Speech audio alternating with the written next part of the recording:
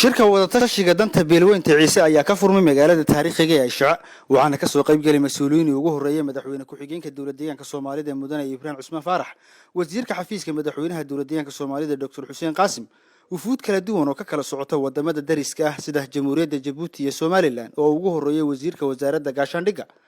mudane Cabdiqani Maxamuud Caataye iyo waliba sidoo kale hogaamiye dhaqameedka kala duwan ee Soomaaliyeed shirkan oo socon doona 2 ilaa 7 bishan August ayaa waxa sidoo kale ka soo qayb galay ergooyin kor u dhaafsan 900 qof ugaas Mustafa Maxamed Ibrahim oo ugu horeyn ka hadlay shirkaasi ayaa uga mahad celiyay ergooyinka kala duwan ee ka soo jawaabay baaqa shirkaasi waa shir beelihii Ciise ee kooban ay ka tashanayso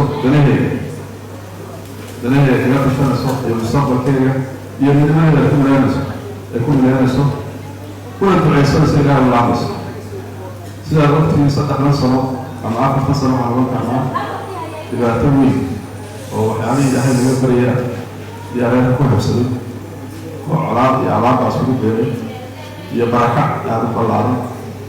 hawshaasi laga bixi lahaa ee laga tashan lahaa ee midnimada loo adkeyn lahaa iyo horta loo tashanayo cid laga tashanayo iyo cid loo tashanayo ma jiro waxaa ka qaatay walaalihii Soomaaliyeed ee jaarka maal sida iyaga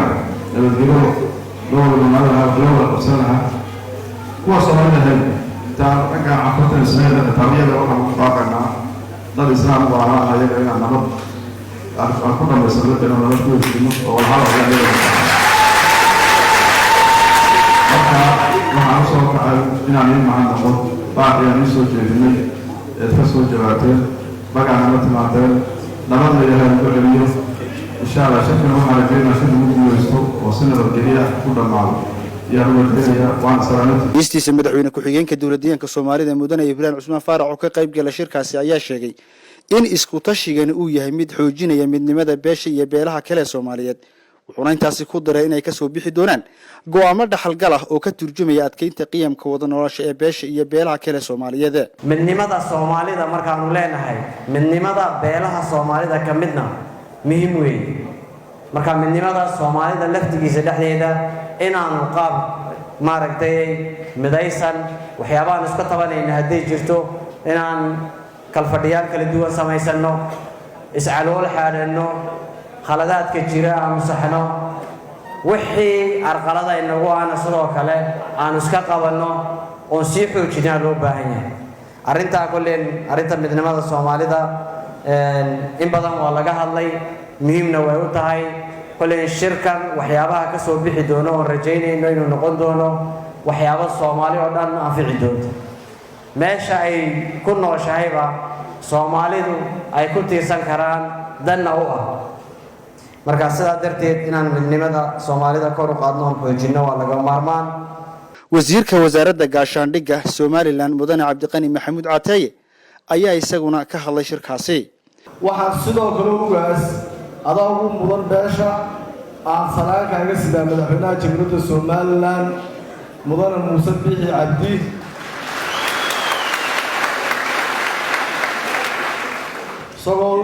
shirka uu soo ducaynaya salaan qaaliyana u soo diraya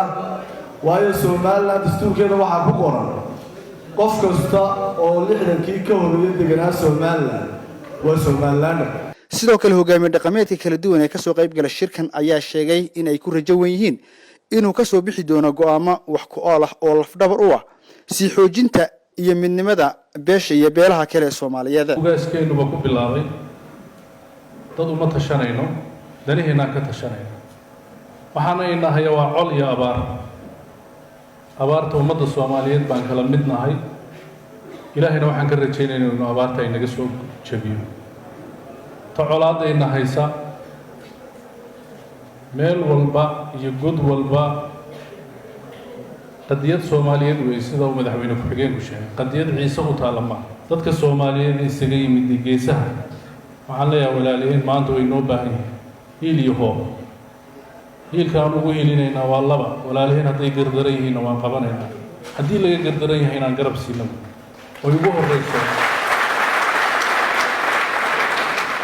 oo ugu horeyso dadka abaaraysan ee dhibaataysan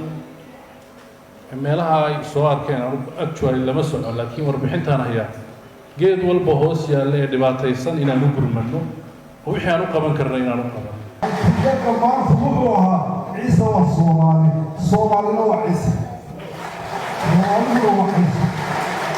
markaa ciise geed ka baxay bannaan ma tihide soomaalinaad Somaliland iyo Soomaaliya iyo Djibouti iyo waxay doontaa sheegay Soomaali waa Soomaali waxay ixtiraamayaan nidaamyada dowladda iyo shuruucaha iyo xuduudaha waa ixtiraamayaan jeeri mayno laakiin Soomaali waa Soomaali wixii dan u ah ciise anagana waa noo dan waxaad ku talisaan iyo waxaad isla garataan shirka ka soo saartaan baaqa u horreeyaan ka jawaabayna shirkan ma aha shir keliya beesha ciise anfacaya يعني waxaan qabaa inuu yahay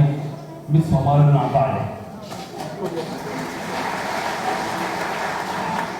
waxaa la yidhi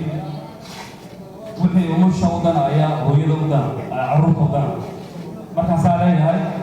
ciise hadduu mudoobo oo sidii ciise lagu yaqaanay oo ciise midnimadiisa soo ceshado waxaan qabaa inay wax kala wada ka dhacay gobolka City gaar ahaan ama Soomaaliya inta kale iyaga ka keliya haddaan yaar taabto arrimaha gobolka City ka jira dhibaatada ka jirta anu gobolka City gaar ahaan galbeedka City intan meesha fadhiisa aad baan uga aqoonsanahay geedgeed baan uga aqoonsanahay dadka meesha dhibaatada ku haysata oo haddana ay colaad ugu darsantay iyadoo walba haraab duubay abaar jirtay haddana hadday colaad ugu darsantay horta faataxada loo maro in ilaahay ka dulqaado in ilaahay ka dulqaado oo cirka u liso hadday roob helaan xitaa wax weyn inuu ilaahay roob siiyo aaminta raaciya mid waxaan ku ducaynayaa shirka waxaan leeyahay ilaahay aa ka dhigo kii midhihiisu ay soo baxaan meel ay magaan insha allahu tacaala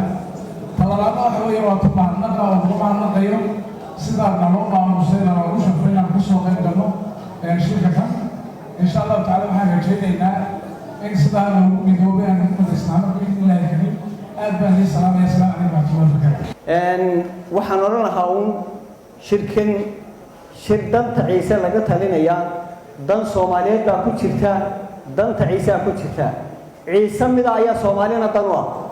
ciise mida ciise dan u ah ciise mida Soomaali dan u ah ciise mida dowladdan aynu hoos joogno ee aynu ka mid ka nahayna u ah war markaasay wax qabsan